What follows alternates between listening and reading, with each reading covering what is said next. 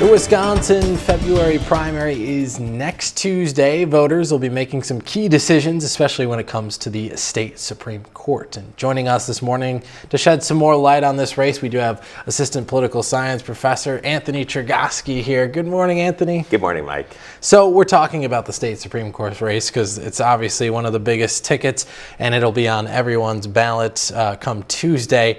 As of right now, you've been following this race very closely. So what have you noticed in terms of who's kind of starting to distance themselves in this race? Yeah, Mike, Janet Protasewicz, who's one of the more liberal-leaning judges, one of the more Democratic Party-aligned judges, definitely seems to be removing herself from the pack. She seems to be pulling away in terms of campaign spending. We know that campaign spending makes a big difference in primary elections because you have to distinguish yourself from the crowd. We have 4 people in this race, and so the judges have to find a way to stand out from the crowd.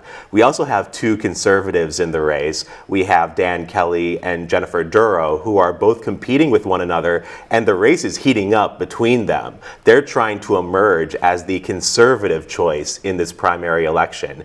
Everett Mitchell seems to be a 4th place finisher, most likely. Most political observers, myself included, predict that Everett Mitchell will finish in 4th. So to me, it's a question of who will run against Janet Protasewicz in the general election coming up in April. We know, Mike, that the top 2 finishers in the primary advance to the April election. Which really boils it down to kind of which way conservatives lean between Dan Kelly and Jennifer Duro. How do you think that plays out come Tuesday? That really is the pivotal question in this primary election, Mike, because Dan Kelly was on the state Supreme Court and has a proven track record of conservatism. Jennifer Duro, on the other hand, was a judge during the high-profile parade trial. Mr.